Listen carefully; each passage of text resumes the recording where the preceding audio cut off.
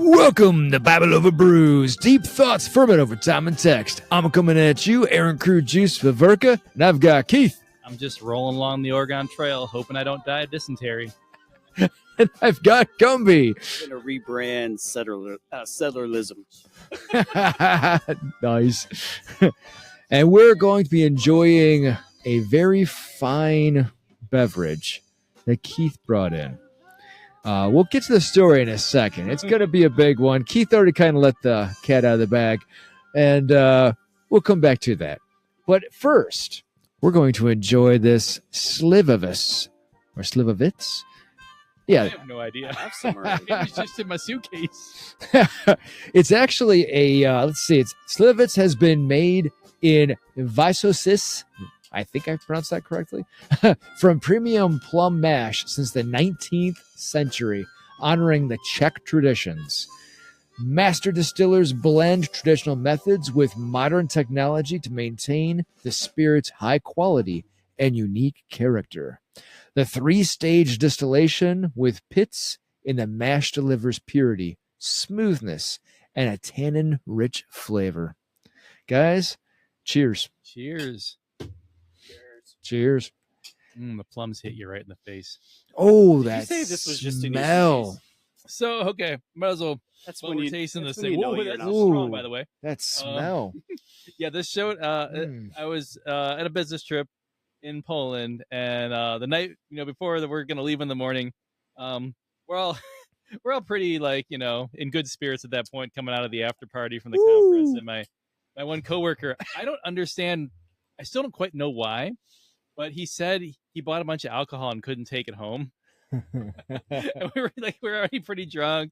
He's got like a French accent, so I was not, my ears weren't working anyway. We were in a loud place, so I just heard he was giving me alcohol. That's all I heard, and it was this and something else that I still haven't identified yet, sitting on my shelf that I'll probably bring next time. So here's to coworkers buying alcohol that they can't take home.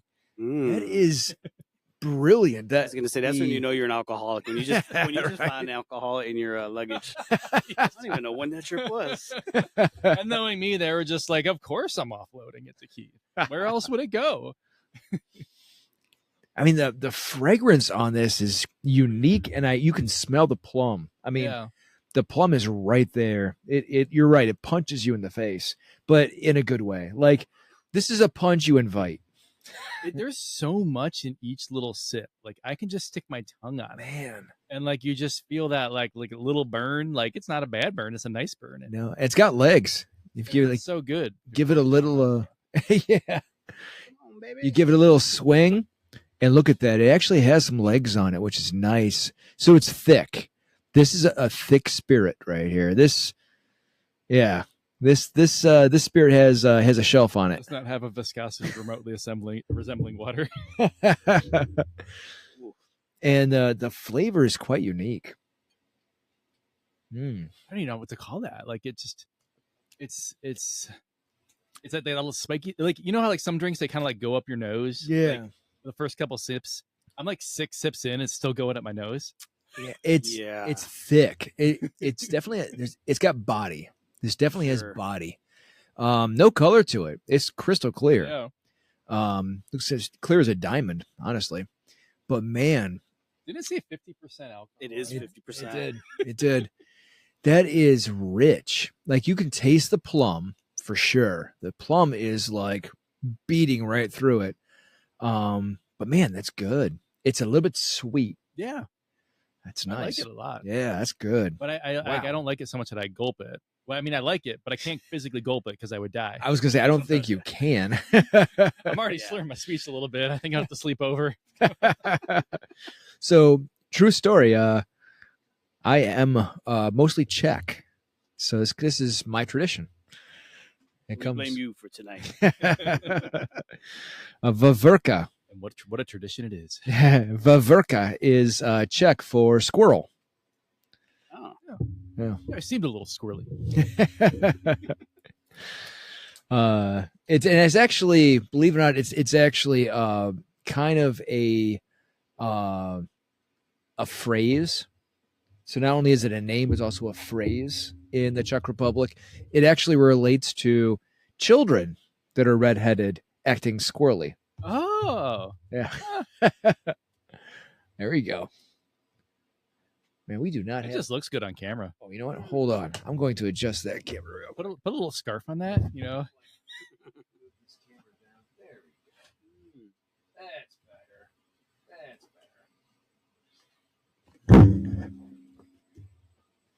Totally hadn't adjusted that camera yet. Now you can I see us apologize. in real time. That's right. So, what do you guys know about Manifest Destiny?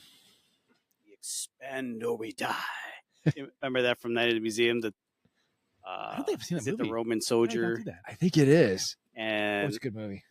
you never. Oh my god! I don't. I think maybe I saw part of it. The best humor ever. Owen Wilson plays the cowboy who, Oh, knows that's Manifest right. Okay, I did Destiny. see part of this. Okay. and then there's the Roman soldier. It's quite good. Yeah, their dynamic is great. It's like we expand or we die. Chill out, man. We're just in a museum.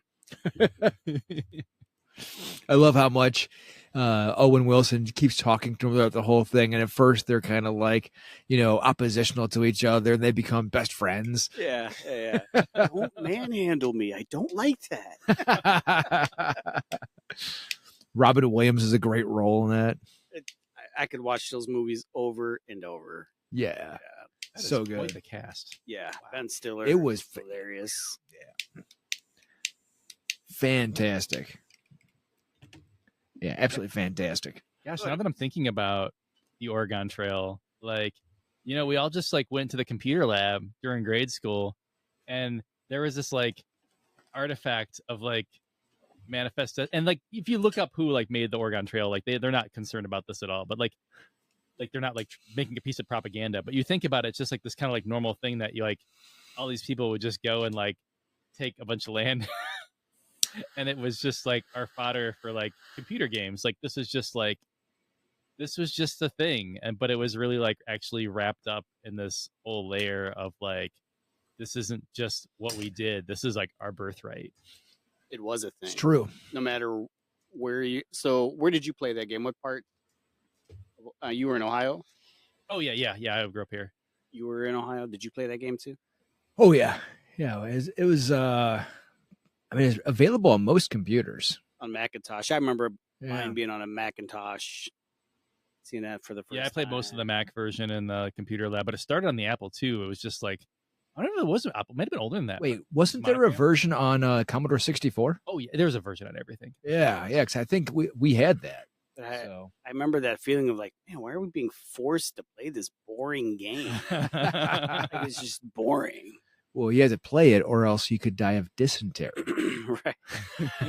Like, there's so many other things, so much more trouble I could be getting into than playing this. And you could keep your whole family going all the way through, and then that raft ride, you lose like 3 kids. Yeah, that was pretty sad. We mourned them, but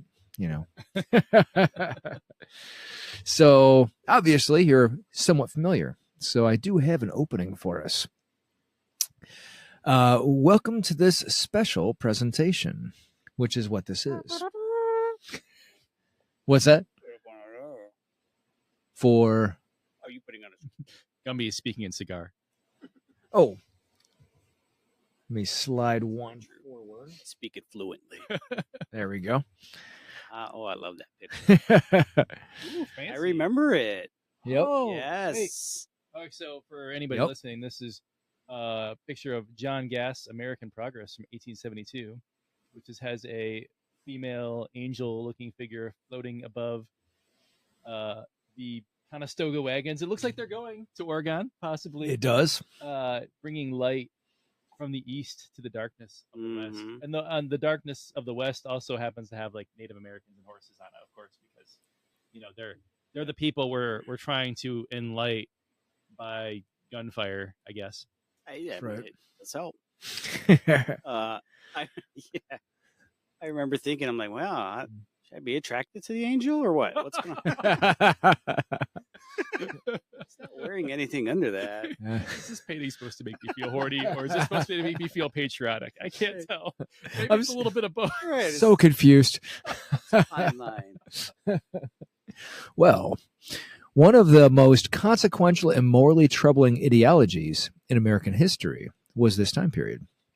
Let's begin today with a striking contemporary example that demonstrates how the past continues to shape our present. In early 2025, President Donald Trump made headlines when he proposed turning Gaza into the Riviera of the Middle East through what he described as a comprehensive development plan. While many observers focused on the geopolitical implications of this proposal, fewer recognized the deeper historical patterns it represents. Trump's vision for Gaza, involving the displacement of its indigenous Palestinian population to make way for luxury development, is not a new idea. It is, in fact, a modern manifestation of an ideology that has shaped American policy for nearly 2 centuries. Manifest destiny. Yeah. Today, we'll explore this ideology through the lens of Catholic social teaching, examining not only its historical origins and devastating consequences, but also its continued influence in contemporary conflicts around the globe. Our thesis is clear. Manifest destiny represents a dangerous ideology that fundamentally contradicts Catholic social teaching and continues to manifest in modern conflicts, from the Israeli-Palestinian situation to American global expansion. Sure. Yeah. Very well put. Yeah. What was your first thought when you heard that? Because this is the first thing that came in my mind when I heard that. Yeah. As soon as he said Riviera of the Middle East, I was like, oh, it's manifest destiny. It is. And, it may have gone under different names now. I think Zionism is kind of just an offshoot of that same idea, same ideologue. The idea that this is, God's providence for us. We're superior. We have to do this. And, there's so much we can go into with that, but yeah. That brings into light, I kind of just said it right there, but even the Wikipedia entry for A Manifest Destiny says that it was the idea that America was predestined to cover, the current area of the United States, the, spread across North America. But of course, the United States has been a global empire for over 120 years. Yeah. If it wasn't before that, by the end of the Spanish-American War, and we had the Philippines, we were a global empire. So Manifest Destiny has become more about these people who have settled on this land have this right to this whole land, to these people. And the most optimistic formulation of that is that we have the right to spread democracy. And that's the way maybe previous leaders would formulate it and say oh, we have the right to go into Afghanistan because we're spreading democracy or whatever. Donald Trump dropped a pretense and says I want to build a big hotel on Gaza.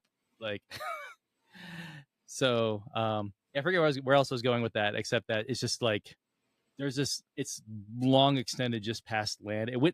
It transcended land for a long time. It's coming back to it now that we have people who are very blunt and imprecise and who also were real estate developers. I'll drop a name of a book before we move on. Really interesting book. It's called How to Hide an Empire, a history of the greater United States. And it goes starting from pre-Spanish American War to the modern day, where you learn about the ways in which America tried to, become an empire by taking land, and later how we just put up military bases all over the world because we could have all the spoils of empire without actually owning any land or being responsible for the people on it. Yeah. Complete disregard. Sure. Absolutely. Gumby, I have to say this is a good cigar. Yeah. Great choice. This is nice. My Father, 1922. It is the 2015 cigar of the year. Okay. Yep. The flavor in this is fantastic. It is. It has over here. Yeah. It's not too strong. Very kind of medium. Cocoa. If I had to be in a smoke-filled room debating how to carve up territories, I would want these cigars to be the ones filling the air. Yeah, they're colonialistic cigars. Yeah, it's got a really nice. It's not too earthy, but it definitely has. It's grounded. Yeah. It's grounded. You're right. There's a slight cocoa flavor to it. That's delicious. Yeah. I mean, I partly joke about that, but it's not. I mean, like Winston Churchill smoked Rothschild cigars.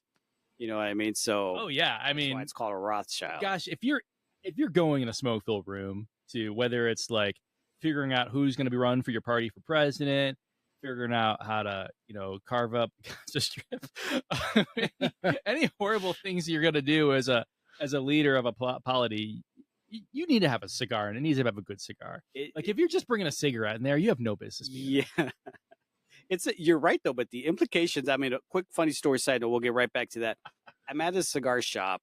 I won't say where, and I won't say who the people I'm with. Okay. There was also an important council person there. Oh. And we're all smoking. We're all shooting the shit.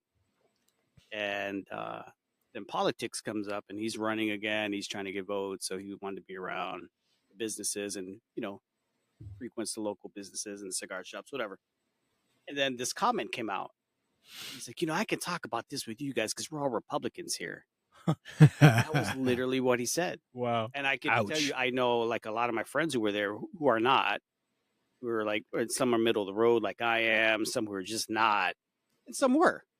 But the basic assumption of us having the privilege of having fine whiskey and cigars and the implications being tied to that gosh. just made him assume that it was a safe thing to say with us. It wasn't, without naming names, it wasn't like the one cigar shop that has those advertisements that would strongly imply that kind of clientele, is it?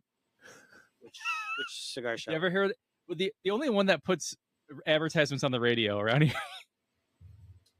This is a cigar lounge. Okay. So I think they have a lounge in the shop. Anyway, there is one for one particular cigar. I don't know if they put advertisements on recently on things I've listened to. Of course, I listen to the radio infrequently now, but what does it rhyme with? It actually rhymes with the word cigar. Okay, no, it wasn't that one. Okay. Yeah. But they do these things where it's like a guy with a real deep voice, like, and he's like talking about the guys kicking back, getting away from their wives, and yeah. But I noticed the interesting dynamic after that happened. Once that person stated that and was so emphatic and kind of brash about it, it instantly quelled the conversation. Like no one, like including myself, no one else said, "Hey, man, we're not all Republican here, Right? And we don't all think like that." No, because now you want to hear what he's going to say. Right. And then, oh man, that would have just ruined our night. That's the one I'm thinking of. Like if it's in the context where he's about to dish, I'm just being like, yeah. Right.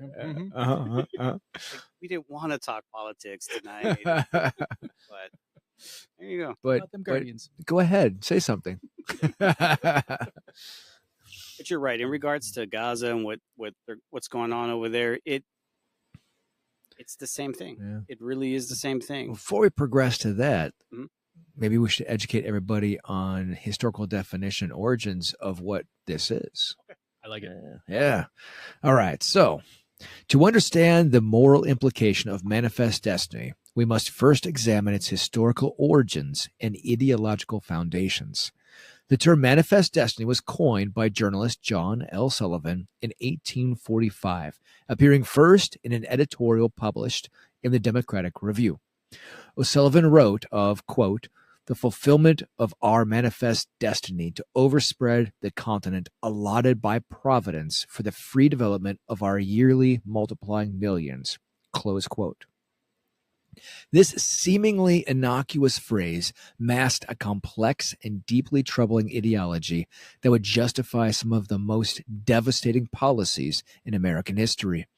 At its core, manifest destiny represented the belief that Americans, specifically white Protestant Americans, were divinely destined to expand across the entire North American continent, spreading what they considered to be superior democratic and capitalist systems. Now, here's the thing. Catholics are not totally free of this. We'll be diving into that as well. The ideology rested on three fundamental pillars, each of which directly contradicts Catholic social teaching. The first pillar was divine providence, the claim that God had specifically ordained American territorial expansion. This represented a dangerous conflation of national ambition with divine will, transforming political and economic desires into religious imperatives. The second pillar was racial superiority, which constructed indigenous peoples and other non-European populations as inherently inferior and therefore legitimate targets for displacement or subjugation. The third pillar was cultural superiority, which positioned American democratic and capitalist systems as inherently superior to all other forms of social organization. These ideological foundations reveal manifest destiny as far more than a simple policy of territorial expansion. It was fundamentally a theology of empire that sacralized conquest and providing religious justification for what would otherwise be recognized as theft, displacement, and genocide. The use of religious language was not incidental, but central to the theology's power and appeal. It is crucial understanding that manifest destiny did not emerge in a vacuum. It built upon centuries of European colonial thinking, particularly the doctrine of discovery, which we will examine in detail shortly.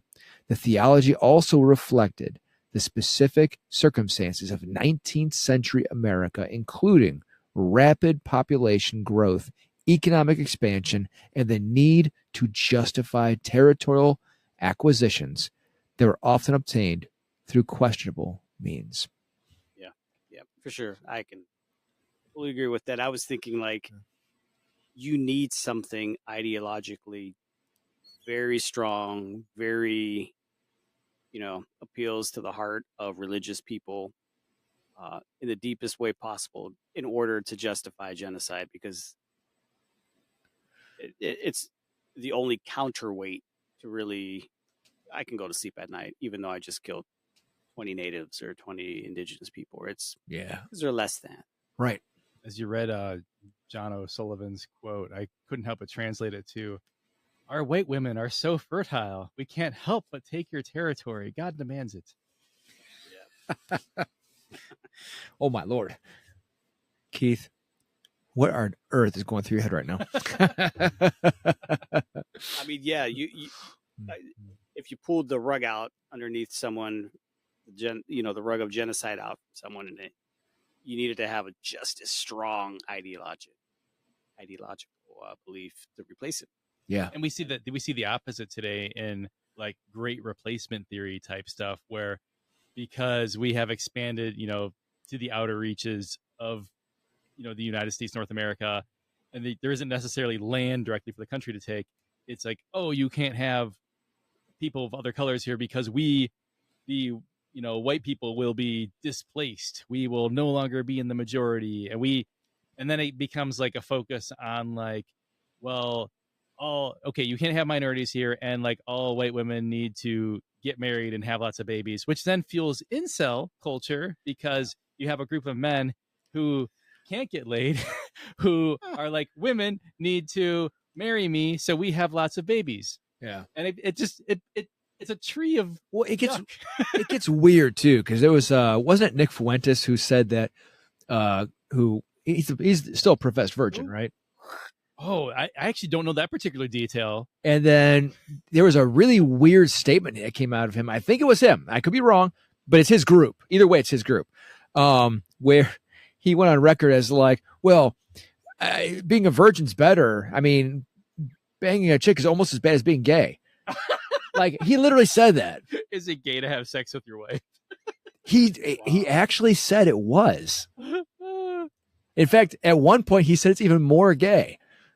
It's really weird that these celibate incels are equating, having a natural family, natural relations as being something that's, odd or misplaced, or it's like, guys, I mean, number one, you're demonizing so many people all at the same time. It's like, how many people like they're equating everybody to everything that they think is wrong with the world. I hate to say it, but I mean, this maybe kind of relates just because we're going to be talking about origins of Manifest Destiny. But if you go long before Manifest Destiny into origins of priestly celibacy, that very argument actually was culturally relevant. That like the idea that men who were married were being feminized by virtue of having sex with their wives. Therefore, celibacy is better. Jeez. It's more manly. Oh, my Lord. This is a tidbit from Lower. This could be a 85 podcast series. This is a huge book called Lower Than the Angels: A History of Sex and Christianity by Diarmaid. I can't pronounce his first name, but McCulloch. He's a nice he's a delightfully stuffy British author with full of facts and history and doing 85 volume tomes. And anyway, Nick Fuentes, Rooted in History. Oh boy. Okay. I mean, it is true that there was in Europe during I think it was the late Renaissance, certain parts had philosophers that were so engaged in philosophy they didn't want to have families.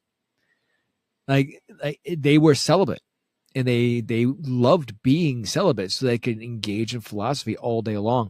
It became, I forget which area it was. I'll have to look this up. The king at the time had to actually mandate that every single male had to get married and have children because their population was dipping so quickly. It's like, imagine loving the smell of your farts so much that you can't get your head out of your own butt. That's very descriptive. Waxing poetic. Philosophical. Well, don't get too philosophical. Yeah, don't bring up Nick Fuentes, Aaron. That's he brings out the worst in anything. Oh, anything. Oh my gosh. And he's making rounds again right now because of our current administration. I don't understand. All right, let's just get off. Yeah. So, key historical events. The most practical implementation of Manifest Destiny unfolded through a series of historical events that, here we go. All right, there you go. All right. That dramatically reshaped the North American continent and devastated indigenous populations. Understanding this timeline is essential for grasping the scope and systematic nature of the ideology's implementation. The process began earnest with President Thomas Jefferson's Louisiana Purchase in 1803, which nearly doubled the size of the United States by acquiring approximately 828,000 square miles from France. While often celebrated as diplomatic triumph, the Louisiana Purchase set a precedent for rapid territorial expansion that would characterize American policy for the next half century. Jefferson himself sponsored the Lewis and Clark expedition from 1805 to 1807, which served not only as scientific exploration, but as a clear assertion of American claims to Western territories. The Indian Removal Act of 1830, signed by President Andrew Jackson, marked a particularly dark chapter in this expansion. This legislation authorized the forced relocation of Native American tribes from their ancestral lands in the southeastern United States to designated areas west of the Mississippi River. The implementation of this act led directly to the Trail of Tears, during which thousands of Cherokee, Cree, Choctaw, Chickasaw, and Seminole people died from exposure, disease, starvation, and exhaustion during forced marches to Oklahoma Territory. The annexation of Texas in 1845 represented another crucial moment in Manifest Destiny's implementation. Texas had won independence from Mexico in 1836, but its admission to the Union was delayed for nearly a decade due to concerns about slavery and potential conflict with Mexico. When Texas was finally admitted as a state in December 1845, it set the stage for further territorial expansion and conflict. And I could keep going, but you kind of get the idea. So it spread quickly across the Americas, I actually sat down and did, because I really enjoy history. I sat down and did this whole study with my children when they were studying for their exams for school. It's fun to expand with your children on history, but it's insanely sad going through and reading it all over again and seeing your own children's reaction to it when they're like, well, Dad, we did this? And I'm like, well, first off, we didn't do this because our great grandfather didn't arrive until like the 1920s, but America did, yes.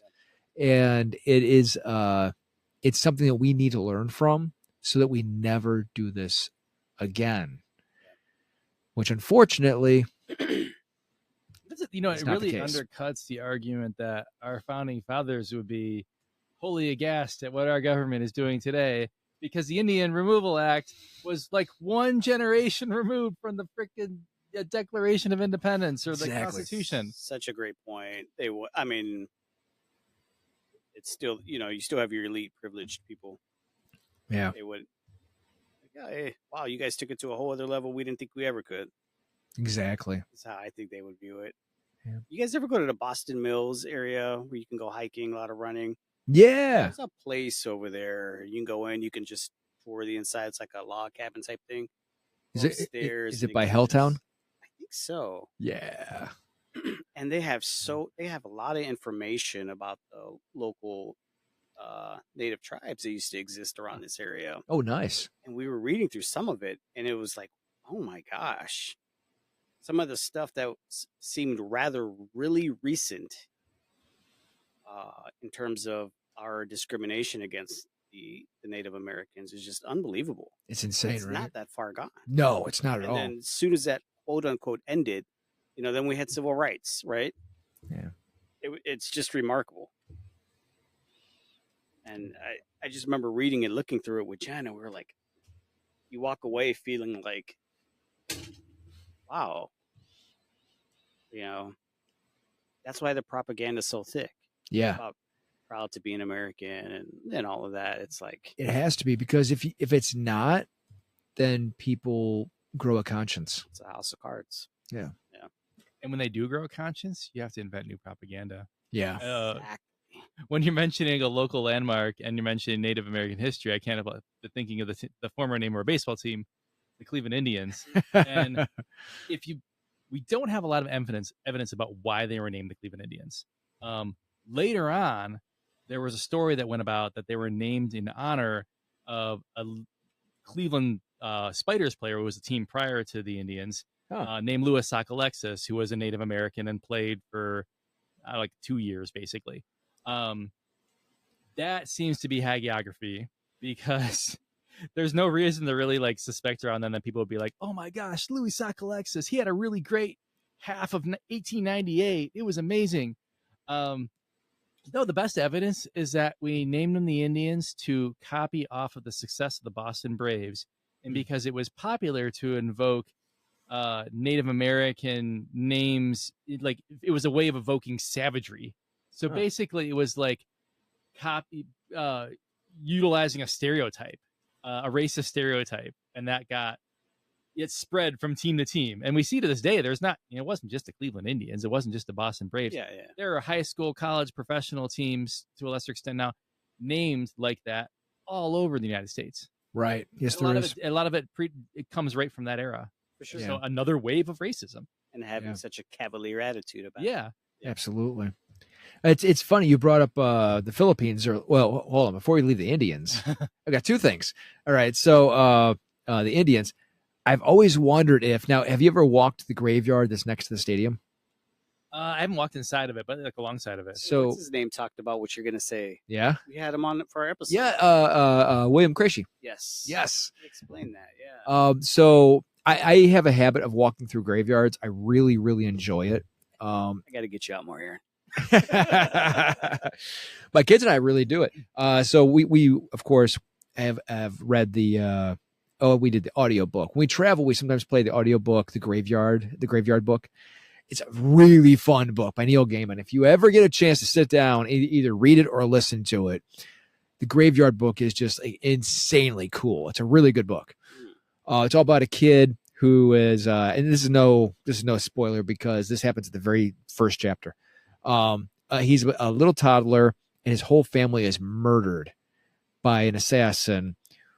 And while the assassin is murdering his family, he crawls out and escapes the house. Doesn't know what's going on, but he's a kid and he wants to get out of the house, and makes his way into the local graveyard. And then the local ghosts take him in as one of their own. Huh. Oh, that's cool. Yeah, and so it's an amazing, really good story. And because it happens in Europe, it's a very old graveyard that goes back centuries and centuries. So it's a really cool book, and you have ghosts from different eras, and it's just, if you get a chance, just read it or listen to it. On Audible, there's actually a full cast version where everybody has their own voice. So it's like listening to a movie. It's fantastic. Highly recommend it. But that's one of the reasons that my kids and I enjoy going through graveyards. Mm-hmm. So like we always look for the Ghoul Gate. Yeah. Because the Ghoul Gate is like the one grave where you can't really see the writing on the tombstone. And that's the entrance to the ghoul realm. so anyway, it's a lot of fun. But the graveyard next to the stadium across on the other side of East 9th, if you walk around it, I came to a grave walking through it. I love reading the tombstones. One of them is a chieftain, a Native American chieftain. Yeah. And it sits directly across from the stadium. Yeah, I remember William Craigie. Craigie talking about it. Yeah. So I've always wondered if it's related to them being called the Indians. So, isn't there talks or rumors about him being seen as a ghost? I have heard of that. Yes. Yeah, it's one of the ones that are often touted. I mean, if he was the one cursing the team, I haven't quite fixed it yet. I guess there's a waiting period. He's like, I got to get 5 years before the name's gone. That he's stop uncursing him to make sure it sticks. I don't know. The curse is us always getting so close and then just never getting anywhere. Right. The other one you had mentioned the Philippines. Yeah. So we have an American author who was there when our soldiers were there, and because he was one of the soldiers. Oh, a very prevalent American author, and he spoke about the atrocities. He said that when we went through, there was hundreds of thousands of bodies piled upon each other. He said that we used that war as an excuse to take over more parts of the island than we ever admit to. He went so far as to say he fears for any land that the American flag gets stuck in. Huh. That American author was Mark Twain. Wow. Yeah. So, but he spoke openly about the atrocities that our soldiers committed across the Philippines. So, which is funny because it never shows up in history books. No. This gets the part of it's not defined. Oh, is this the part where I need to name drop the insular cases? Yeah, no, go ahead, and then we're gonna touch on the doctrine of discovery after that. So go ahead. Yeah. So an interesting thing as America's manifest destiny expands beyond like the Atlantic to Pacific boundary, and America becomes like a legit empire around 1900, 1898, whatever it is. We start to have cases about like who is a real American, where do real Americans live? Because like America never thought of itself as an empire. So the sudden idea, like we don't, one thing we don't not only ignore the fact that America occupied, United States occupied the Philippines for like what, 47 years, 50 years about. At that time when they first occupied them, that drastically increased the size of the United States, like the population size. Like suddenly, I forget what the number was, but suddenly it was like something like 20% or the quarter of the population was Filipino, if you counted them as all as American citizens. And so the race was on to not count them as American citizens. And so the insular cases are a series of Supreme Court cases from around that era, adjudicating the rights of people in these different territories that the United States had taken over, and concluding, Puerto Ricans, they are okay, they're American citizens, but they don't have these rights or something like that. Or Filipinos had even less rights because they were a territory where I don't think they were American citizens. I can't remember the outcome of each case, but everybody had less rights than someone who was in a state. And it was very capricious and arbitrary. It echoes a lot of our Supreme Court cases today, where it's like it seems very ideological, where it just happens that these impartial arbiters of law happen to always agree with the brutalist regime that has an R next to its name. So similar kind of things, and we'll see throughout history, anything that isn't a state has the people there have less rights. Even in World War II, Hawaii pre-statehood, they are getting hit with martial law so much harder than anybody else. Like, just, you could just get detained for any amount of time for no reason at all. If you just looked funny at a soldier in Hawaii. And even today, Washington, D.C. Washington, D.C. is treated like very much like a territory where the individual citizens have less rights than citizens of a state. Yeah, that's true. That's fascinating. That was recently spoken of in the news. Yeah. As we have soldiers going down the street of Washington. I mean, that comes very much into like the specific legislation around Washington, where Washington, D.C. is considered like, basically the legislature, the executive, like basically the federal government has custody over Washington, and the mayor and the city council and whatever local jurisdiction exists basically at the pleasure of our federal government. Yeah. Because we have not provided the same framework that we provided to the rest of the country, or at least the countries that are parts of the country that are states, that give like actual jurisdictional authority. Like, of course, it's become increasingly apparent the president can do whatever the hell he wants, because nobody's going to stop him. But the president doesn't have jurisdictional authority over Cleveland the same way he does Washington, because at least there's a state government in the way. There's a state government that would do anything the president wants that's in the way, but there still is a state government. That's true. Yep. Yeah. So, name drop the insular cases. Ding. The doctrine of discovery. And this is where, remember I said the Catholic Church was not 100% innocent in this? Is that an actual picture? Yes. So you're going to explain to us how they're 99% innocent, right? So, yeah. And so we'll get to that picture as well. But so to understand the Catholic Church's current position on manifest destiny, we must first confront a painful chapter in church history, the doctrine of discovery. This doctrine, established through a series of 15th century papal bulls, provided the theological and legal foundation that would later be used to justify manifest destiny and similar colonial enterprises around the world. The doctrine originated with three key papal decrees. In 1452, Pope Nicholas V issued the bull Duma Diversas, which authorized Portugal to invade, search out, capture, vanquish, and subdue all Saracens and pagans whatsoever, and other enemies of Christ whosoever placed. 3 years later, in 1455, the same pope issued Roman Pontifex, which expanded Portuguese rights to colonize non-Christian lands.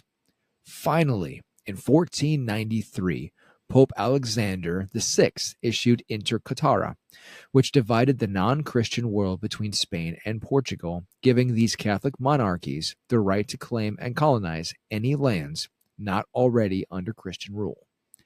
These papal bulls established the legal and theological framework that European powers would use for centuries to justify the seizures of indigenous lands and the subjugation of non-Christian people. The doctrine held that Christian rulers had not only the right but the obligation to claim territories inhabited by non-Christians, ostensibly for the purpose of spreading Christianity, but in practice serving the interest of European expansion and exploitation. It is crucial to understand that these papal bulls were legally nullified. This is a good thing. So this is where the church itself stood up. Nullified by the Vatican by the late 1930s as church theologians like Francisco de Vatora and Bartolomé de las Casas challenged their theological foundations. However, the damage was already done. The doctrine had been incorporated into European legal systems and would continue to influence colonial policy for centuries to come. The doctrine's influence on American law was particularly significant. In the landmark 1823 Supreme Court case, Johnson v. McIntosh, Chief Justice John Marshall explicitly invoked the doctrine of discovery to rule that indigenous peoples had only rights of occupancy, not ownership, over their ancestral lands. This ruling provided the legal foundation for centuries of land seizures and would be cited in court cases as recently as 2005.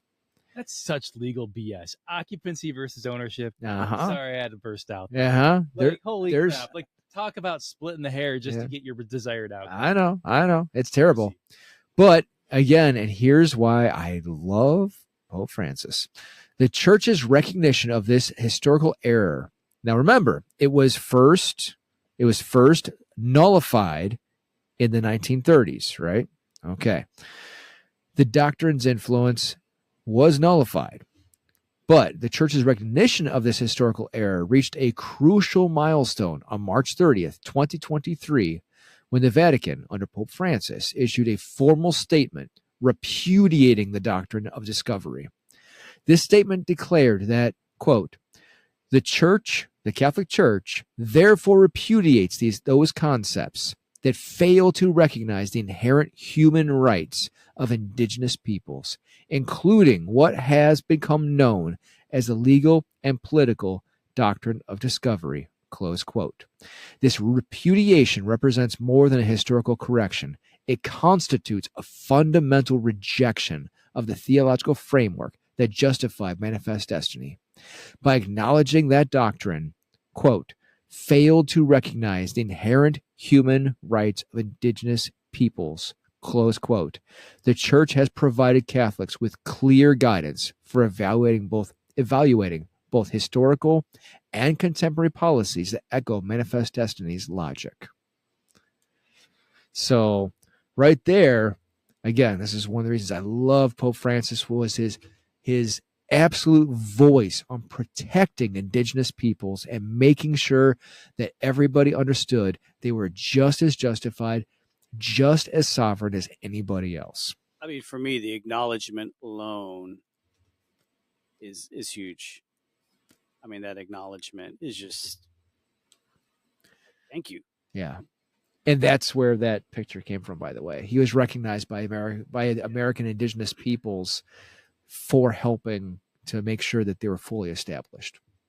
It illustrates the importance of it, even if you're late, saying, oh, hell no, to something. So we just saw there an example back from 1823 about the Supreme Court using very flowery language to deny rights to people who had been there forever.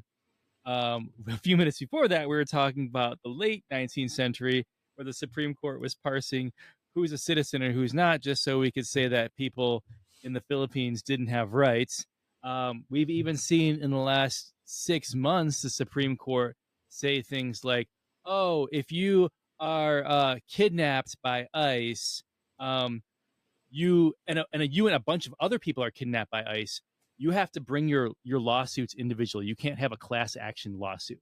So like There's no 200-year plus legacy of doing this parsimonious legal, just like mumbo jumbo, just to find a flowery indirect, you just like, oh, it's just a law kind of way to say that these people don't have rights. And, exactly. The Pope's like, oh, hell no. Exactly. Like, that's BS. Yeah. No, you don't get to do that. Yeah. Yeah. By the way, the Supreme Court is our nation's oldest terrorist threat, based on the evidence I just provided. Yeah, I mean, there's definitely been problems on all sides. There goes us being uploaded on YouTube. Oh yeah, I don't remember which political parties were doing those. I know which one's doing it now, but dude, it was all of them all throughout history. Yeah. The Supreme Court has, it sucked in a partisan manner and it sucked in a non-partisan manner, and both, all the partisan manners throughout the entire history of U.S. partisanship.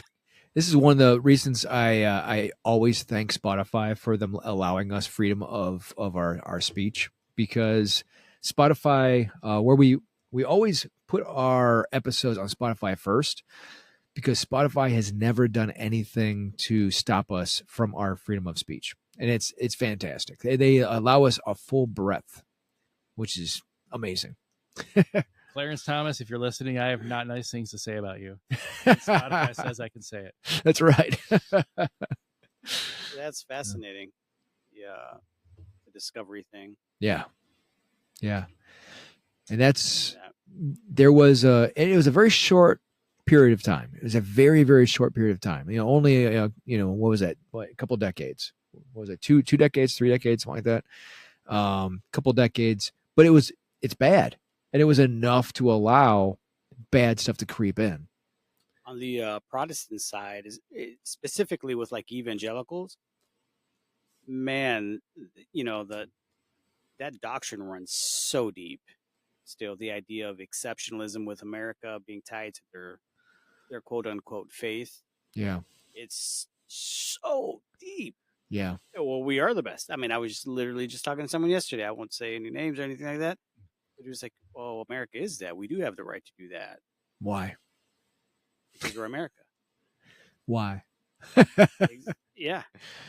Yeah. Because God ordained us to do that, and what it comes down to that they'll never admit is that might is right, because we can. Somehow God is with us, right? Literally because we can. I can cite biblical examples of why it's wrong. That attitude, it'll permeate not just what you think your country can do, but we have a bunch of receipts of, especially recent media, where people have been talking about, culture, evangelical conservative culture in like the 80s, 90s, 2000s, where it was very much like a cult leader basically saying God says that this particular expression of faith is the way to go, or this particular like purity culture type things, like this emphasis is God ordained and you are going against God if you don't follow this. And if your whole argument is God said so, and you're the one who's saying that God said so and people trust you, you can say whatever you want. Yeah. Because a bunch of people will think that God's saying it, which is why it's like, as okay, nominally Christianity is about hearing the voice of God and heeding his call, but I would say it's anti-Christian to say I've heard the voice of God and he says to do this. Well, that's interesting, because the teachings of Christ never come into play when that when that discussion is ever, at least any discussion I've ever had with an evangelical and in regards to American exceptionalism and how we treat other nations and, war. I mean, I've had evangelicals tell me outright, he's like, we need war. We need it. Yeah, I've never understood that. And we still have to have our episodes on what it means to protect life, because I've always said, you are not pro-life if you promote war. And that's always the thing that they try to counterattack me with. It's like, well, yeah, but Trump is he's very for babies. He's pro-life. And I'm like, maybe white privileged babies in his sphere of influence, but not the ones that die in other countries from our bombs. Exactly. They just don't count to them. The babies that Trump is pro for at this point are very hypothetical. Right. I feel like I'm arguing with a 5-year-old sometimes. It's difficult. It's insanely difficult. We're going to introduce our next beer first, though. So this gum we brought, and it's the classic Great Lakes. And we love Great Lakes. We really do love Great Lakes because Great Lakes is fantastic. I have many great things to say about Great Lakes, from the way they run their company to help their employees, the tours they do, the history they have here in Cleveland. I would love to do a little more. I would actually want to do an episode at Great Lakes. We were invited by 2 of their employees to actually do an episode there. So That'd be really cool. oh yeah, They got some good food too. Oh, the food's fantastic. I love. Again, we definitely have to do something at Great Lakes. Peanut butter hamburger. Oh. So we're gonna do their Oktoberfest. Prost! A malt celebration. This German beer celebrates German style with a rich malt profile with toasty autumn flavors for a satisfying experience. With 6.5 ABV and 20 IBU, it provides balanced drinkability, combining both strength and smoothness in every sip. Brewed with Mount Hood hops and a blend of 2-row base malt, Munich, and a caramel 45 for depth and complexity, we bring you the Oktoberfest. Cheers. Say something that was German, but I'll just stop. Prost. It is almost September, therefore it is Oktoberfest. Oh, Yes, man. absolutely. Oh, look how golden that is as I pour it. Oh, my Lord. Look at that. That is I haven't fantastic. finished that other drink yet. I can't. It is such a rich golden flavor. So thick. Oh, look at that. That's, Ooh, that's great. Oh, gorgeous. smell that. Smell the nose. Smell the nose. That rich maltiness. You can smell the caramel right on the top. Oh, that's Do you fantastic. do this one a little different every year, or is this pretty similar to last year? You know what? They tend to Do vary. play with the recipe each year. And I appreciate 'Cause that. I've definitely had their Oktoberfest before, and it has not been like this before. This is really, I mean, it's always been Oh, good, but this is wow. really something. This is really good. Wow. It's like it's playing volleyball in my mouth right now. Because there's a little bit of complexity. There's a maltiness to it. I do taste a man, what is that? It's a caramel aftertaste. Mm-hmm. It's delightful. The maltiness is the standout flavor to me, but if you just told me it was going to be malty, like I would not have expected that. Yeah. It was This very is- smooth. It's a slight tap that gets into a little bit more of a punch. Agreed. Like more, and not even a punch, like more of like it's a tap that ripples out. Like there's waves. There is. And each sip it offers that complexity with a warm hug. Yes, it's a warm hug. That's Mm. beats the waves. Yes. Yeah. It's got that rich German flavor to it that I really seek during October. It prepares you for the holidays. That's what it does. It does. Speaking of which, I do have to give a big shout out right now to Linda over at Taylor Berea Rental. She has grown to now enjoy our podcast, and she's going to be giving us a shout out at this Oktoberfest coming up in Cleveland on the 31st. Oh, wow. Thank you, Cool. Linda. So thank you, Linda. You're amazing. We look forward to having her on because I'm going to invite her to tell her testimony. She was Protestant. She was evangelical, and it was actually Okay, no one's perfect. it was actually a Marian apparition that brought her over to Catholicism. Like, really? Yeah, it was. I'll let her tell her own story. I'm not All gonna right, say- I already got questions, but okay. I'm not going to say anything more. I don't But want. it was Marian apparitions that brought her forward. That's so cool. Love to hear it. Can't wait to have her on. Yeah. Will she have a beer with us? She will definitely have beer with us. Okay. Yeah, it'll be fun. So, Should we record a podcast in a rental unit, like one of the storage units? that might be That would fun. be- Oh wait, Taylor rental. That's not storage units, is it? It's something. It's like They do a lot of really cool things. Okay. With the company I'm currently working for, we use Taylor Rental Berea quite a bit. Their prices are fantastic, which is why we always use them. And the company's really cool, laid back. It's owned by a small. They would do like the cherry pickers, right? Like, they do. Yep, they do those as well. Podcast on one of those. That would be kind of cool. Big forklift. Yeah. I used to drive one of those, man. But it's cool. Yeah. And then I crashed it into a roof. Whatever. Yeah. Things are like 150 grand, man. Yeah. Some of those, I mean, the wheels are like taller than me. Oh, yeah, I would be Okay. Vehicles. Yeah. Fantastic. But a cool little company. I've never had a bad interaction with them. It's a really cool company. So if you need anything for your party, like tents and stuff like that, or if you need a scissor lift, which is what we use a lot, is scissor lifts on our daytime jobs Cherry picker.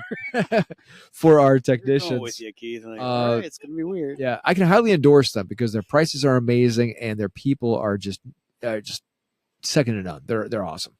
Holy crap! Just turned into a whole commercial there. That's awesome. We're also reaching the stage of how many drinks we're in where I can no longer name things. But I do want to dive into Catholic social teaching principles on this, because this is going to dive deeper into the next part of our segment. So, the ideology of manifest destiny violated virtually every principle of Catholic social teaching, providing a clear example of how political ideologies can directly contradict gospel values. Understanding these violations is essential for Catholics seeking to apply their faith to contemporary political and social issues. The principle of human dignity, and I will say this again because this is a big one in Catholic social teachings. The principle of human dignity, which holds that every person is created in God's image and possesses an inherent worth regardless of race, ethnicity, or culture, was fundamentally rejected by Manifest Destiny's racial hierarchy. The ideology's construction of indigenous peoples inherently inferior. I'm going to start over again because this was not written well by my program. Okay. The ideology's construction of indigenous peoples as inherently inferior directly contradicted the Catholic teaching that all human beings share equal dignity as children of God. This violation was not merely theoretical, but had devastating practical consequences, as it provided justification for policies that treated indigenous peoples as obstacles to be removed rather than neighbors to be respected. I will repeat that again because this is like, there's so much in this that I bring back from Pope Francis, because Pope Francis I loved because you really miss him, don't you? I really do. I really miss Pope Francis. He had such a beauty when it came to loving everybody as equal to yourself. And this right here echoes everything he was. This violation was not merely theoretical, but had devastating practical consequences, as it provided justification for policies that treated indigenous peoples as obstacles to be removed, rather than neighbors to be respected. The principle of the common good, which requires that social conditions allow all people to reach their full potential, was similarly violated by Manifest Destiny's exclusive focus on the interests of white American settlers. Rather than seeking arrangements that would benefit all inhabitants of the continent, Manifest Destiny explicitly prioritized the expansion of one group at the expense of all others. This represents a fundamental misunderstanding of the common good, which cannot be achieved through systematic exclusion or oppression of any group. The preferential option for the poor, which calls Catholics to show social concern for the marginalized and vulnerable, was completely inverted by manifest destiny. Rather than protecting the vulnerable indigenous populations who face displacement and violence, the ideology provided justification for their further marginalization. This inversion of gospel priorities reveals how political ideologies can corrupt moral reasoning when they are not subjected to the scrutiny of faith. I mean, can we have any clear guidelines? And again, to bring it what you brought up at the beginning with the whole Gaza thing, and not just Gaza, but everything in Israel. It used to be Palestine. That's why our country directly supports, especially through evangelicals, the settler movements of supporting settlers, funding settlers in like the West Bank and all of Israel. And that's what they want to start doing in Gaza now. They just needed that. And there's a little problem over there of 2 million people that were in the way. Well, not 2 million now, but you know what I mean. Yeah. But through that same ideology, we support the settler movement over there. Absolutely. Even though the majority of the world, it's like, it's wrong. It's illegal. 100%. Oh, but yeah, I mean, God did promise it to them, so we're just going to keep on doing what we're doing. It's so convenient when God's promises just happen to line up with what I want. It seems to happen all the freaking time. Mm-hmm. Right? I mean, evangelicals will go over there for free to work the land for them. Yeah. Yeah. And the trouble is that it's not even... There's such romanticism around the idea. We're going to come back to settlers. this. Yeah. Because I have way more to say about this, but we'll come back to that at the end. I'm going to say 3 paragraphs right now because they're vitally important. The principle of solidarity, which recognizes our fundamental interconnectedness and mutual responsibility, was replaced by manifest destiny with logic of competition and domination. Rather than seeking ways to live together in mutual respect and cooperation, the ideology assumed that the expansion of one group necessarily required the displacement or subjugation of others. This zero-sum thinking directly contradicts the Catholic understanding of human relationships as fundamentally collaborative rather than competitive. Finally, the principle of subsidiarity, which emphasizes respect for local communities and their right to self-govern, was completely ignored by manifest destiny's imposition of American political and economic systems on indigenous people who had developed their own sophisticated forms of social organization.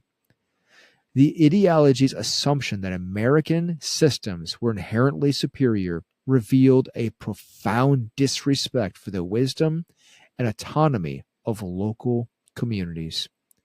Pope Francis has provided particularly clear guidance on these issues in his 2023 statement on the doctrine of discovery. His declaration that, quote, "Never again can the Christian community allow itself to be infected by the idea that one culture is superior to others," close quote, provides a direct repudiation of manifest destiny's cultural supremacism. This papal teaching offers Catholics clear framework for evaluating contemporary policies and ideologies that echo manifest destiny's logic. It's an important distinction because you brought up at the beginning like the 3 different aspects of manifest destiny, and that cultural supremacy part is probably the like nicest sounding version of it. Like it's nicer to say that we're like bringing advanced culture and technology to people than it is to say like our race is better, that's why we're taking you over. But actually it's probably more insidious to like cloak this in this like benevolency, and we often do very much misunderstand the condition of people that we, take off, push off the land, subjugate or whatever. Like there's a lot of bad things that happen to people, like homelessness, famine, disease, all sorts of things that didn't really happen in these cultures before we got there. Yep. We often misunderstand how technologically advanced they are. Like I was reading, I forget the name of the book, but I was reading this one book a long time ago that was like a lot of the things that we take for granted that might just be natural features of the Amazon might have actually been like terraformed by people because they were like really good at manipulating the land way back when. Absolutely. I mean, you look at the cultural artifacts of Aztec and the related empires around that era, very advanced. Like literally, like you could be like, oh, they didn't use like wheels like we did, but also they like were in mountainous terrain where they weren't useful. They were on children's toys. Like you don't understand the sophistication because it adapted to a completely different set of circumstances than you came through. And these cultures had things you didn't, but because you had things that they didn't, you thought they were the ones who were deprived. So then you went and deprived them. Yeah. Everything they had. Absolutely. I mean, even cultures as early as the Indus Valley, which goes way, way, way, way back, right? Back to just after the Younger Dryas, right? So early humans already had plumbing before Rome. Oh yeah, we lost plumbing for like 1,000 years. Yeah, I mean, so you look at cultures around the world, we like to say how advanced we are, but humans have already been ingenious. Our instinct to survive, sure. Yeah. It does kind of remind me of a Jim Gaffigan thing, though. He had this one little skit that he talked about where he went to go visit in England, and he was just marveling at all the things that they had given to us as a country that we got from them. It's like, the Magna Carta, whatever, a lot of their practices, a lot of their philosophies and doctrines. And then he said he went to an M&M shop there. And he's like, that's it.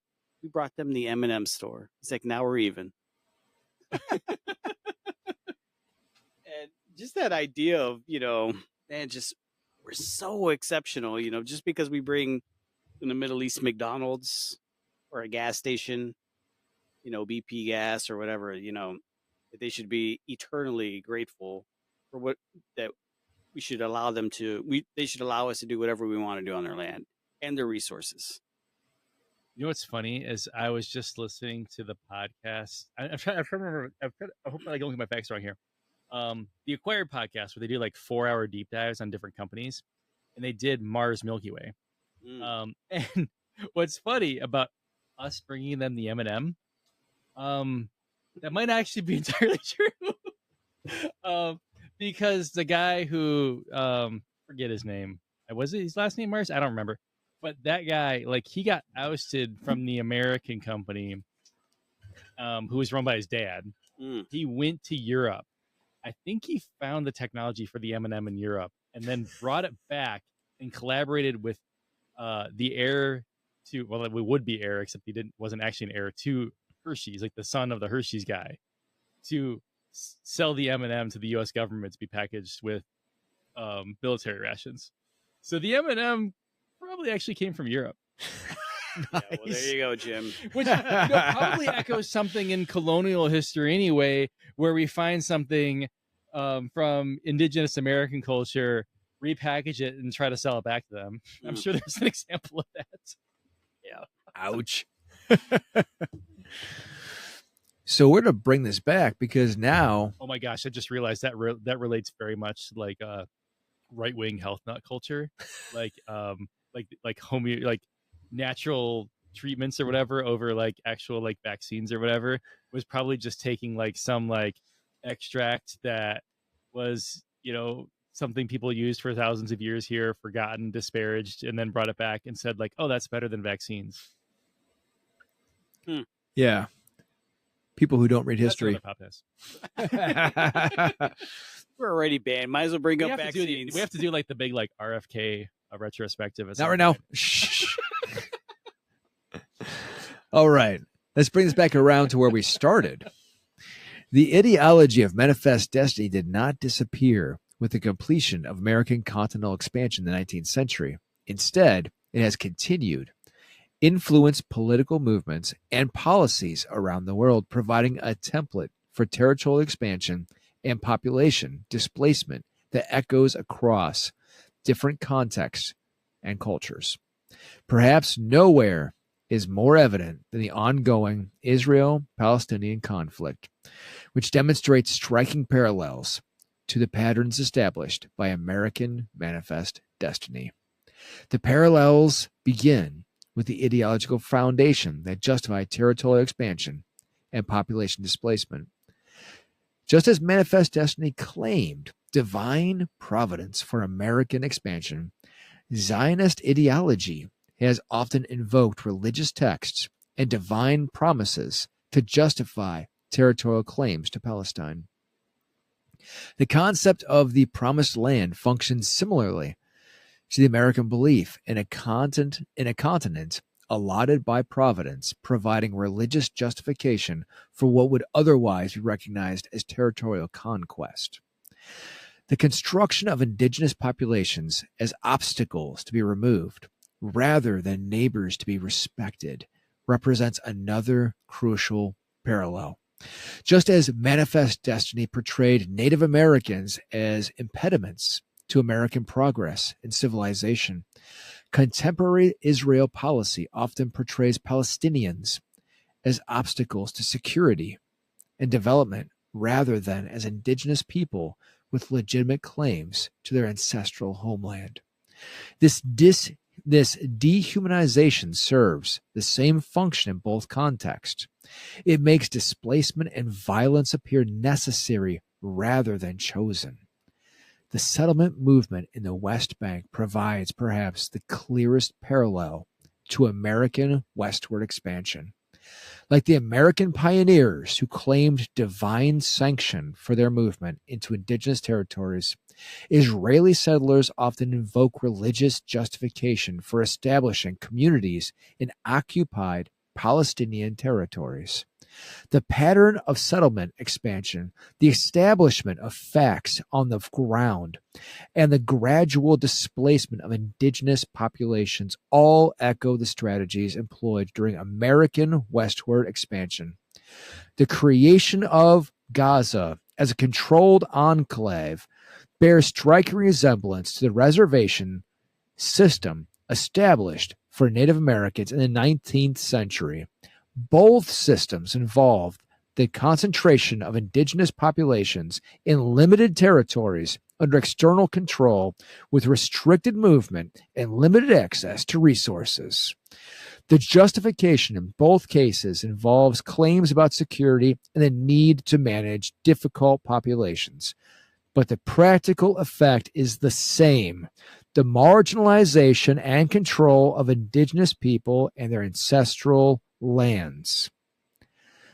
President Trump's 2025 proposal to turn Gaza into the Riviera of the Middle East through comprehensive redevelopment represents a particularly clear example of how manifest destiny logic continues to influence contemporary policy. The proposal explicitly envisions the displacement of Gaza's indigenous Palestinian population to make way for luxury development, echoing 19th century American plans to civilize and develop empty Western territories.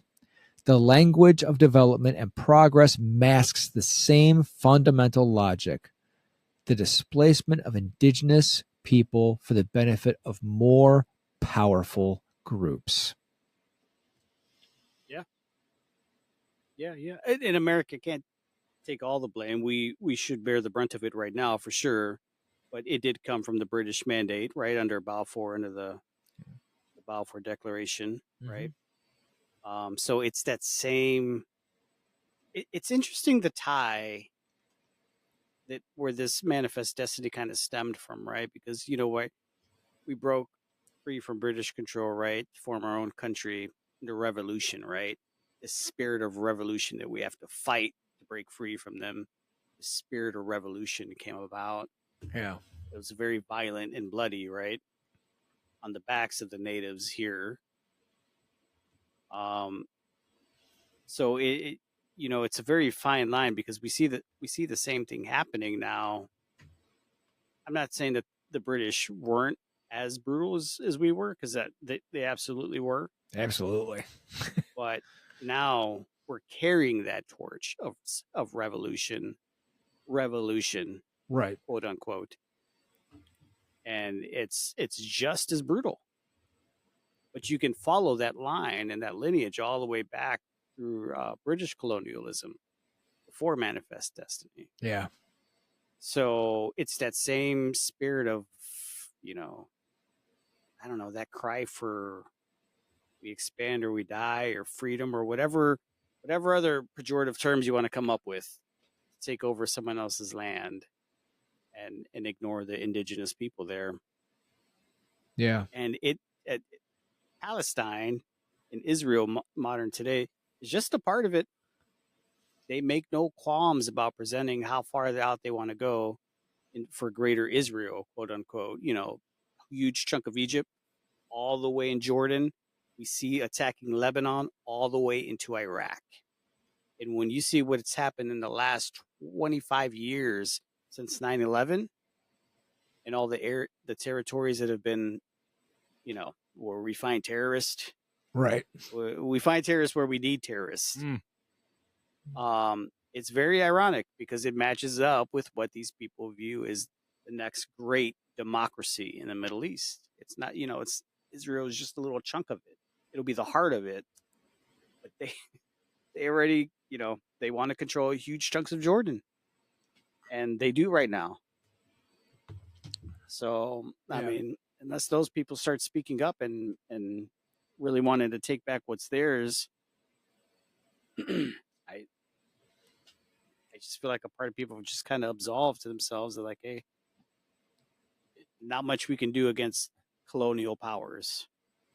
Agreed. It really demonstrates how the Manifest Destiny movement is very transnational. Like when we often talk about like Israel doing this, the U.S. helping Israel, but like, okay, we've just shown that it's a long line that had church approval from 1452, and then it was built into treaties written by the British, and then it was reinforced by Americans, but it also isn't everybody in those particular groups. It's this movement of the political elite that transcends national boundaries. I mean, you go to Israel, like they just had like a protest of like how many like million people in Tel Aviv, like against Netanyahu. Oh, like, yeah. A bunch of people don't like this stuff who live there. Absolutely. And I say this over and over again because it's not the Israeli people. The Israeli people are by and large good people. I have students that are Jewish and they think that this is terrible. Like they're not for it. It's not the Jewish people doing this. And I have to say it over and over again. I have friends that are Jewish and I don't know any of them that stand up for what's going on right now. Yeah, it's the takers. It's the transnational takers. I mean, like Americans bring their own, the American people who are really into Manifest Destiny and its descendants, they bring their own special sauce to reinforce the people in Israel who are the same way. Like they couldn't do it on their own. Like it's truly, like I was about to say for a moment that it is like an American enterprise just being executed in Israel, which it by and large is, but it's taken this long chain that's transcended many different boundaries and peoples to get us to where we are today. Yeah, no, it definitely was incremental, especially over there.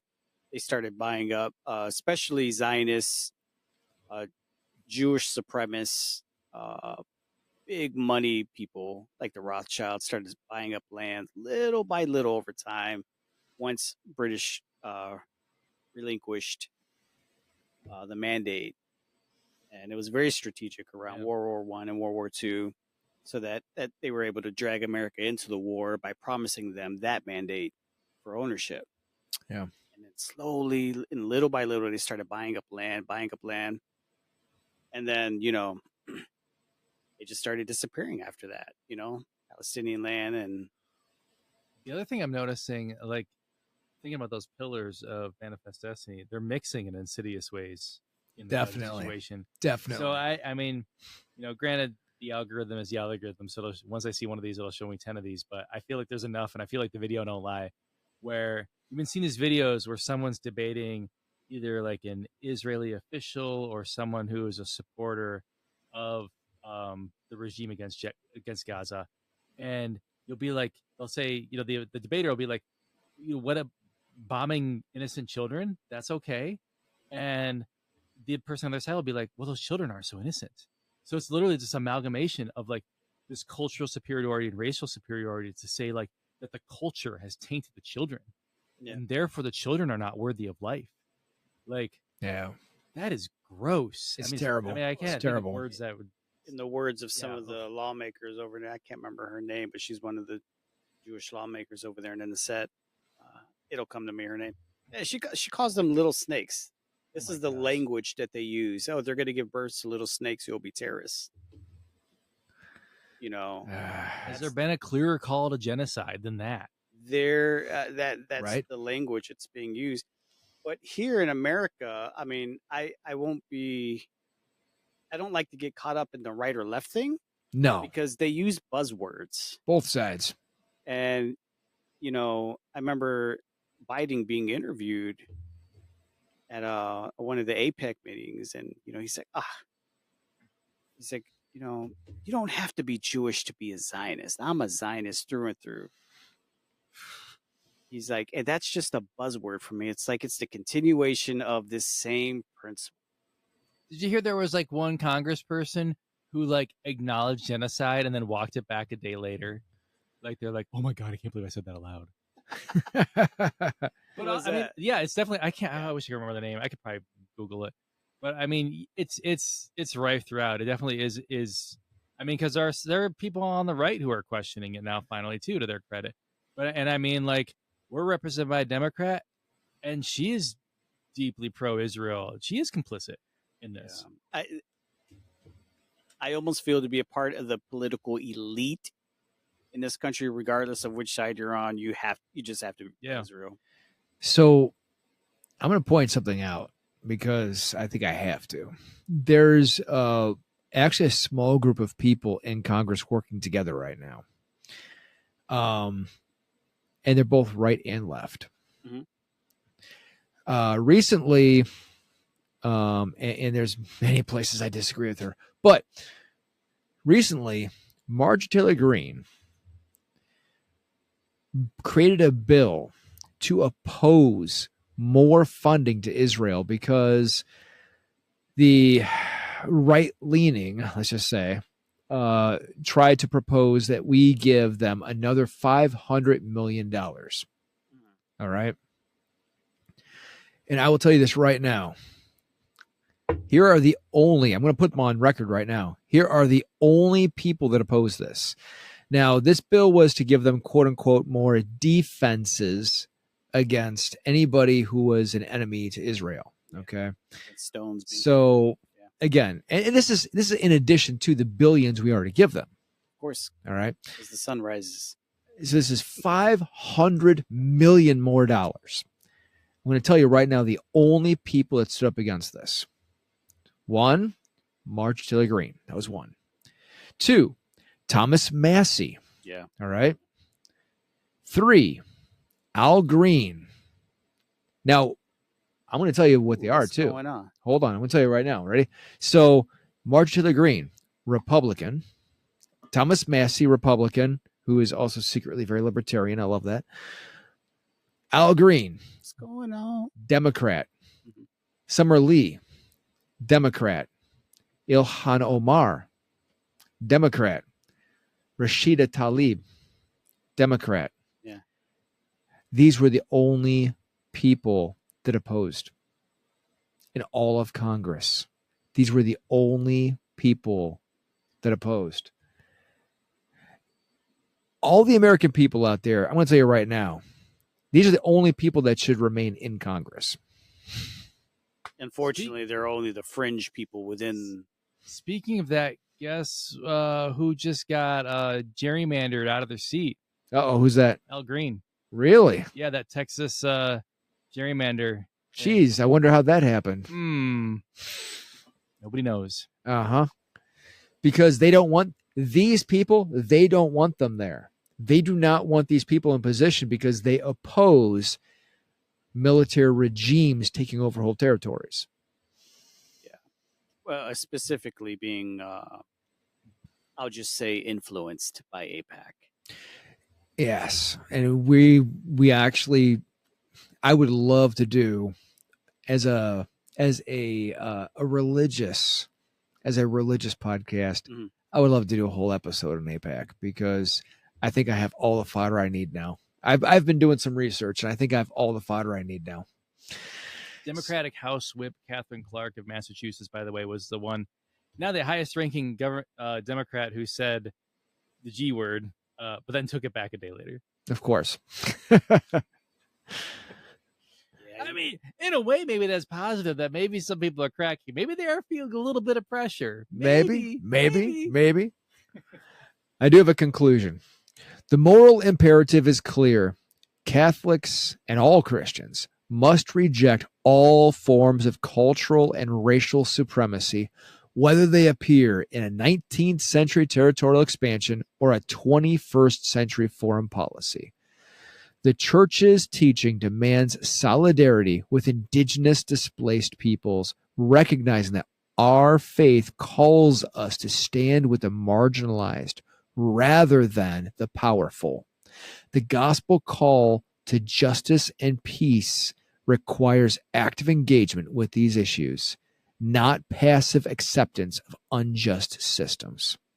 The preferential option for the poor, a cornerstone of Catholic teaching, applies directly to the victims of both historical and contemporary forms of manifest destiny. This means supporting indigenous rights movements, advocating for the immigration policies, and challenging American exceptionalism in foreign policy. It means creating spaces for dialogue and reconciliation between affected communities and working to ensure that the mistakes of the past are not repeated in new forms. You're here. So it's amazing though, because you said that who was it that had to walk it back saying the G word? Catherine Clark. Yeah. It's amazing how when something gets said here, it's like, oh, we got to walk it back. We got to take it back. We got to pay penance. We got to go hump the wall, whatever. But over there, this is why I'd really like to. I know that there are a lot of good Israelis over there who fight against it. Obviously, a lot of the people who are rioting over there, they want their families back, and they blame Netanyahu for that. But the language that they use over there to their own public is quite different than people over here. These leaders over there don't walk it back. This is from their finance minister, Bezalel Smotrich. He said this: "We ordered you," speaking to his military commander, the top IDF chief, "we ordered you to carry out a quick operation. In my opinion, you can besiege them now. Whoever doesn't evacuate, don't let them. No water, no electricity. Let them die of hunger or surrender. This is what we want, and you are capable of doing it." End of quote. That is their finance minister, one of their top leaders, who is right under Netanyahu and has got immense pressure on Netanyahu. Other guys around him too. Ben Gvir is another one. Yeah, they're putting the pressure on Netanyahu. Like your government's going to fall apart because we will pull our support. This is what's going on over there. Yeah. So Netanyahu, he doesn't care how many people march on the street. It's in a way, that. And it's terrible because so many people, so many Jewish people are standing with the Palestinian people in trying to help their voice. It's ridiculous that their own government won't hear them. Yeah. This is an important thing to remember, though, when you look at oppressive regimes. Some of the the strongest fighters are often most deep, like their power. They're the folks who are like the most subjugated by those forces in power. Like there's a lot of tendency to write off red states in the U.S. Right. But you go to a minority party stronghold in a red state, and you will find far tougher fighters than you would find in a majority where those folks are in the majority. Like look at the Democrats in Mississippi versus the Democrats in New York, and tell me who the stronger fighters are. I guarantee you, it's the folks who are feeling it, harder on the numbers. Yeah. Libertarians. The libertarians in New York are just awful. That's a whole other topic of like, I feel like the nation's politics have been uniformly poisoned by New York. Like New York screwed everything up. But that's another show. That's definitely a different show. All right. Well, what's interesting though is that this guy, the spirit of Manifest Destiny, how it's alive and well is that because when Netanyahu comes here, he's applauded on both sides of the aisle. Literally bowing to him. Bezalel Smotrich, the quote I just quoted, was just here in America, supported by all of our Congress, maybe except for the people you just those said. 6. Yep. But everyone else does. Yeah. Oh, this guy's great. And they won't stand up to this guy. They won't say a word to him like, man, that's such a terrible thing to say. Not one. Yeah. They won't go up to him. There was just a report about there was a Israeli government official who was like a child rapist. He did it in the U.S. and they just sent him right back to Israel scot-free. Yeah, he was their cybersecurity head under Netanyahu, and our own FBI was tracking that whole group. Busted him. He was trying to enlist a 15-year-old to have sex. Busted by our own FBI, and we sent him away to Israel, where he's safe. Yes, that's where pedos go to be free.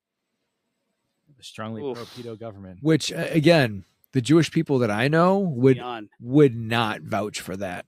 Beyond Manifest Destiny, right there. But that's a whole other episode. But it's a wild story. All right, so yeah.